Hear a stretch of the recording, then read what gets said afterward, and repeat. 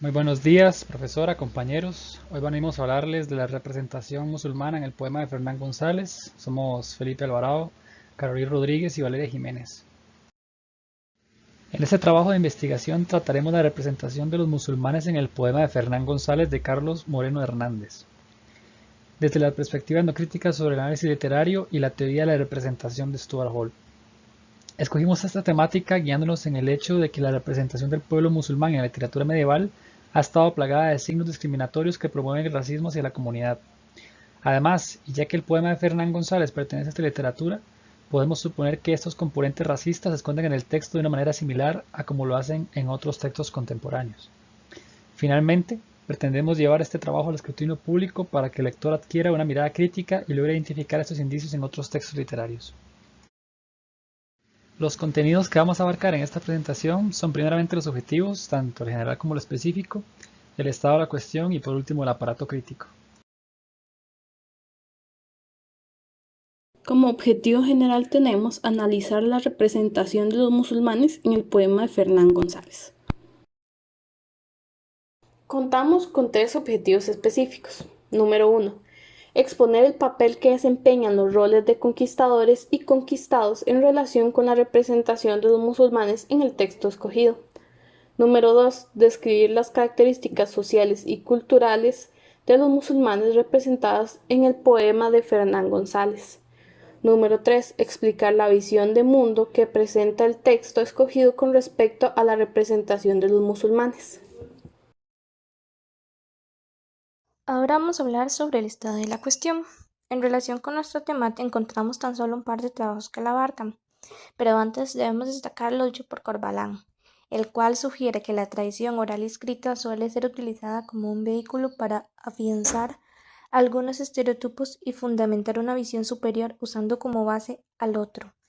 En la literatura medieval, la figura del musulmán es la de ese enemigo al que hay que erradicar y del que no existe reprimenda moral al asesinarlo y masacrarlo. Al contrario, estas matanzas suelen ser aceptadas y promovidas por el que es la figura principal del cristianismo, Dios.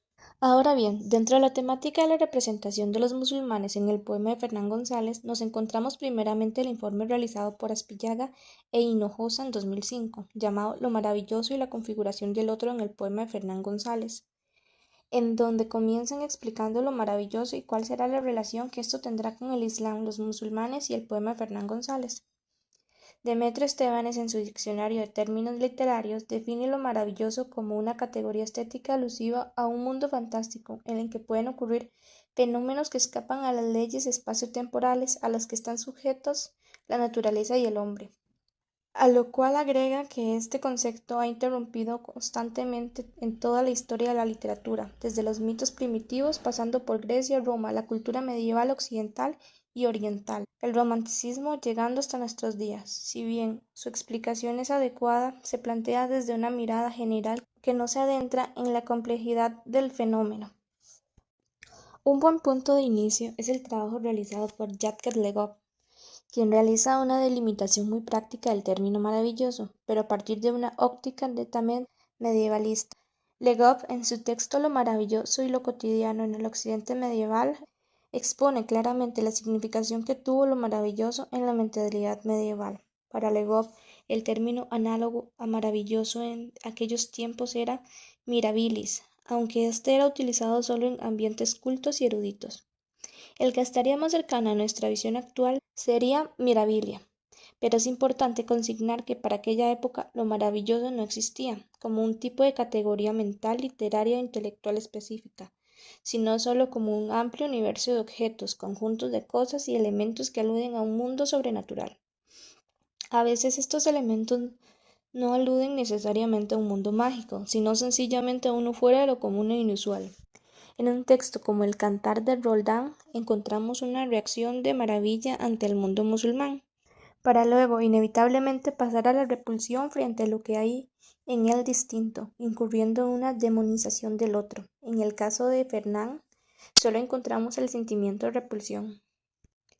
Una de las formas en que este tipo de conocimiento es llevado a cabo es a través de la inserción del elemento maravilloso como una función ideológica, Para la autora, el eje central que guía en el Fernán es el sentimiento patriótico de cruzada y la demonización total de los moros. El poema partirá con una España que ha sido conquistada por los moros, por culpa de los pecados cometidos por los cristianos. Es en castigo de estos pecados que Dios permite que los moros conquisten España, porque nada sucede si no es por voluntad divina, según lo que ellos consideraban. Por otro lado, los moros están coludidos directamente con el diablo, lo que les permite destruir España, aunque por supuesto el diablo no puede actuar si Dios no lo permite. Siguiendo esta misma línea de pensamiento, Mahoma sería la personificación de lo diabólico. La lucha de España en contra de los moros es construida a partir de una visión cristiana de la historia, es decir, todo se entiende en un juego o relación de pecado y redención. Dentro de esta imagen cristiana nada sucede porque sí, ya que todo es parte de un plan divino. Al respecto podemos ver que en los bestiarios medievales ninguna propiedad de los animales o bestias es casual, ya que todas responderían a una interpretación alegórica de ciertos aspectos de la sociedad. Pero para que esta función fuera patente era necesaria la existencia de una mentalidad medieval particular. Es interesante ver estos cambios como procesos sociales y son parte de la mentalidad de cierto grupo. Si aplicamos esto a la España escenificada en el Fernán González, podemos ver que dentro de la tipología de la marginalidad planteada por Le Goff, el musulmán se inserta directamente como un excluido destinado a la exclusión, tal como los vagabundos, los suicidas, los herejes, así como también por la percepción general de su condición de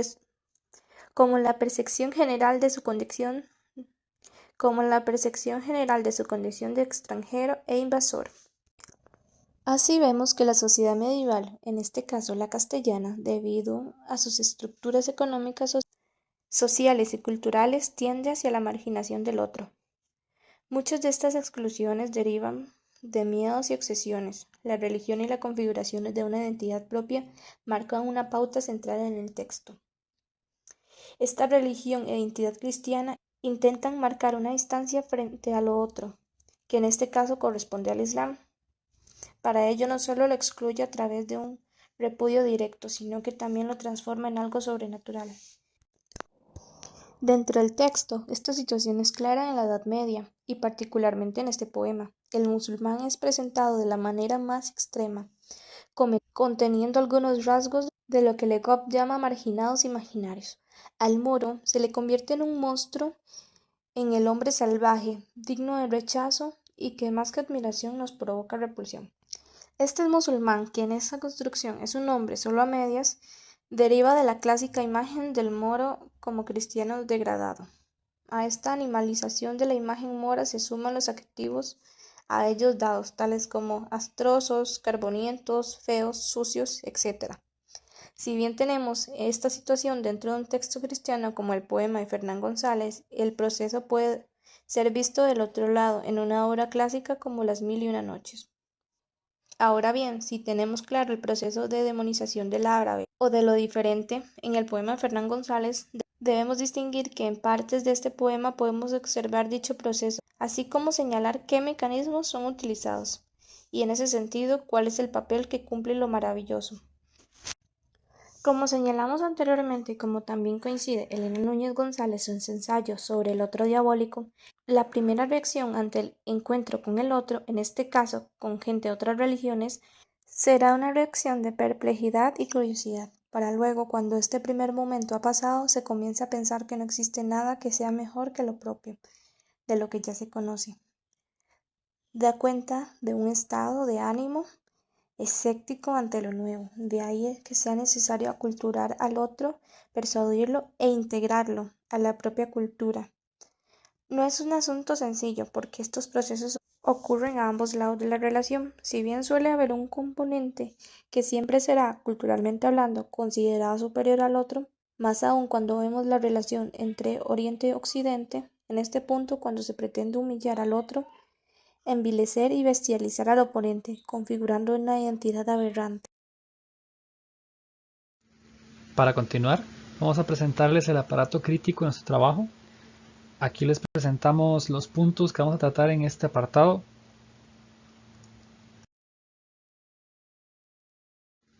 Primeramente, abordaremos la temática de la teoría de representación de Howe. Según él, la representación significa usar el lenguaje para decir algo con sentido sobre o para representar de alguna manera significativa el mundo a otras personas. No solo eso, sino que además se presenta como una parte esencial del proceso en el que se produce el sentido y se da el intercambio entre miembros de una cultura. Esto implica el uso del lenguaje, de los signos y las imágenes. En referencia a esto último, Howe nos propone 3 teorías sobre el uso del lenguaje en la representación: la aproximación reflectiva, la intencional y la construccionista. Para lo que nos compete, guiaremos nuestro trabajo según la aproximación construccionista, la cual nos explica que el sentido propiamente es construido en y mediante el lenguaje. En este contexto, la representación adquiere la función de producir sentido a través del lenguaje. En otras palabras, representar es dar sentido al mundo de la gente, objetos y eventos, y expresar un pensamiento complejo y comunicarlo a otros mediante el lenguaje. En este proceso están implicados 2 sistemas de representación. En el primero, toda suerte de objetos, gente y eventos se correlacionan en un conjunto de conceptos que llevamos en nuestras cabezas. Estos elementos varían en la mente de cada persona, por lo que la manera de ver el mundo de uno puede ser totalmente distinta a la de alguien más. Cuando decimos que pertenecemos a la misma cultura, hacemos referencia a que interpretamos el mundo de una manera aproximada. Por ello, la cultura puede ser definida como los sentidos compartidos o mapas conceptuales compartidos. Por otra parte, el segundo sistema de representación depende de la construcción de un conjunto de correspondencias entre nuestro mapa conceptual y un conjunto de signos organizados o arreglados en varios lenguajes que están por o representan estos conceptos. Para finalizar, Howe nos explica que la relación entre las cosas, conceptos y signos está en el corazón de la producción de sentido dentro de un lenguaje, y que el proceso que vincula estos elementos es lo que se denomina representaciones. Una de las maneras en que se pueden comunicar estos mapas conceptuales del mundo en forma de lenguaje es a través de un texto literario. Utilizaremos la concepción sociocrítica del texto que nos provee Solano para entender qué es un texto. Desde esta concepción, la literatura se entiende como una práctica social y cultural. Esto, en tanto, es el resultado de una serie de selecciones operadas por diversos filtros sociales, económicos y culturales que los escritores han llevado a la etapa de escritura. A esto se le añade la noción de Cross sobre que el texto literario puede ser considerado un texto social-cultural y una de las formas en que la cultura se manifiesta. De esta manera, y ya que la cultura no posee una existencia ideal, la literatura se sitúa como una manifestación concreta de ella a través del lenguaje y las prácticas discursivas. Como podrán ver, el último se relaciona con lo estipulado por Hall en su teoría de la representación. Además, ya que consideramos a la literatura como una manifestación sociológica, y tomando en cuenta que la cultura es el dominio donde lo ideológico se manifiesta con mayor eficacia, todo texto materializa las diversas voces y contradicciones sociohistóricas y socioculturales de las formaciones sociales e ideológicas que la originan. De esta forma, salta a la vista la importancia de analizar las ideologías y discursos materializadas en los textos, incluyendo el racismo, quiénes lo producen, quiénes lo reproducen, de qué manera se construyen en el texto y de qué manera se relaciona con el contexto y la articulación identitaria de los personajes en el mismo. Establecido lo anterior, consideramos oportuno destacar que, si la literatura tiene la capacidad de construir identidades, también puede reproducir ideologías discriminatorias como el racismo, sexismo, homofobia y xenofobia. Para efectos del presente trabajo, ahondaremos en las características del racismo, pero primero destacaremos lo que anota Restrepo. Las identidades no solo se refieren a la diferencia, sino también a la desigualdad y a la dominación. Estas no solo están ligadas a principios clasificatorios, sino también a prácticas de explotación y dominio. Destacando los términos explotación y dominio, no podemos evitar recordar la temática de la colonialidad. Esta última se refiere al esquema de pensamiento y marco de acción que legitima las diferencias entre sociedades, sujetos y conocimientos. En adición a lo anterior, la colonialidad puede entenderse como una estructura lógica del dominio colonial que subyace en el control español, holandés, británico y estadounidense de la economía y la política del Atlántico, desde donde se extiende a casi todo el mundo. Además, y tal como plantea Miñolo, esta instauró unos cimientos históricos, demográficos y raciales del mundo moderno colonial que fueron movidas por una categorización de individuos según su nivel de similitud o cercanía respecto de un modelo presupuesto de humanidad ideal. Es imperativo destacar esta última idea, ya que esa concepción de una humanidad ideal promovió la búsqueda de ella y la erradicación de lo contrario, de lo otro.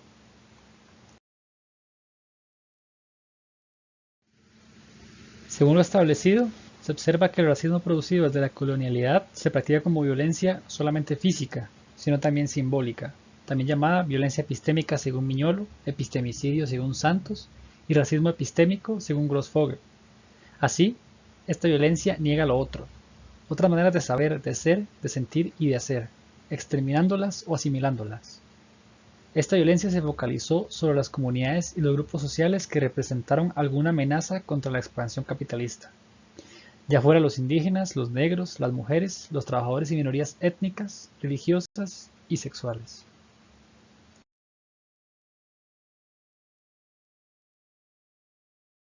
Establecidas las teorías fundamentales, llegó el momento de andar en la teoría en la que nos basaremos para realizar el análisis del texto.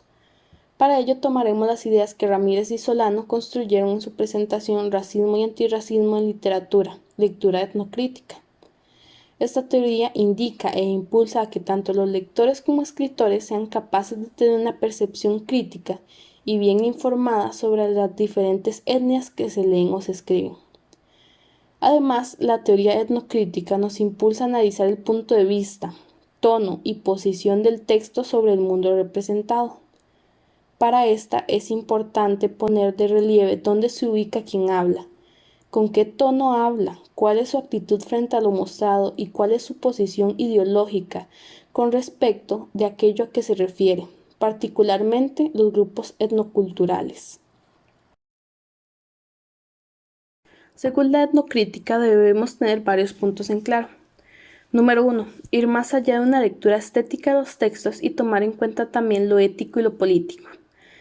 Parte del principio de que no existe estética sin ética ni política. Número 2. Tomar en cuenta la estrecha relación entre los sistemas de dominación por razones de etnia, de género, de clase y de preferencias sexuales. Somos naciones coloniales atravesadas por esos sistemas de dominación.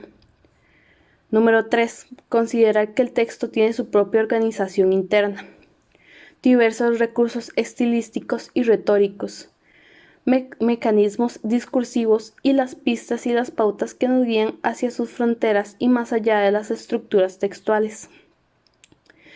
Número 4. Saber que el escritor no refleja, sino que trabaja sobre un mundo dado, real o ficticio, de cual asume, asimila o contesta, confronta las representaciones simbólicas sobre el mundo y los valores de los otros. En su escritura quedarán materializadas las contradicciones sociocognitivas de carácter cultural, genéricas étnicas, es decir, representará las cogniciones sociales e ideológicas o el inconsciente colectivo, elementos sobre los cuales el enunciador no siempre es consciente. El quinto punto importante es que debemos comprender que esto tiene un contexto histórico diferente. Al vincular al texto con su contexto, queremos evidenciar cómo el texto entra en diálogo con las diferentes prácticas sociales, discursivas e ideológicas de su entorno social, histórico y cultural. A partir de esta aproximación podemos interpretar y explicar su visión de mundo, su sistema de valores y su propuesta socio y étnico-cultural. Dicho lo anterior, nos sugiere que el texto puede 1. Comunicar prejuicios, creencias y estereotipos étnicos. 2. Reproducir el racismo, el sexismo y el colonialismo. 3. Perpetuar la desigualdad social, étnica y genérica. Y 4. Justificar la pobreza, la explotación y la exclusión. Ahora vamos a hablar sobre el marco metodológico. 1. Exponer los roles de conquistadores y conquistados que hagan referencia a los musulmanes en el texto escogido. 2. Agrupar dichos roles según la manera en que aparecen en el texto. 3. Indagar en el modo en que dichos roles representan a los otros étnico-culturales. 4. Definir el nuevo sentido que adquieren estos roles al ser insertados en el poema de Fernán González. 5. Examinar la función que cumplen dichos roles en la representación de los musulmanes.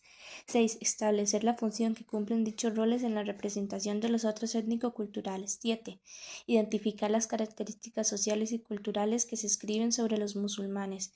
8. Clasificar Estas características según el orden que se presenta en el texto. 9. Examinar el modo en que dichas características representan a los otros étnico-culturales. 10. Determinar el nuevo sentido que adquieren dichas características al estar incluidas en el poema de Fernán González.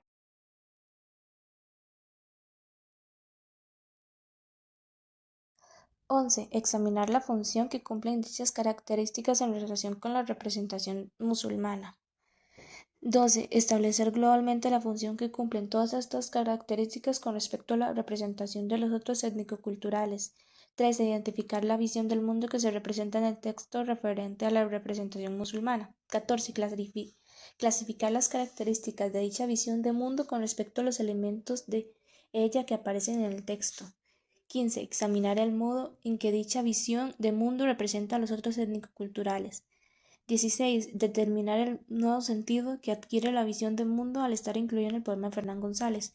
17. Examinar la función que cumple dicha visión de mundo en la relación con la representación musulmana. 18. Establecer la función que desempeña la visión del mundo en términos generales con la representación de los otros étnico-culturales. Para finalizar, estas son las referencias bibliográficas que utilizamos para realizar el trabajo. Muchas gracias por su atención.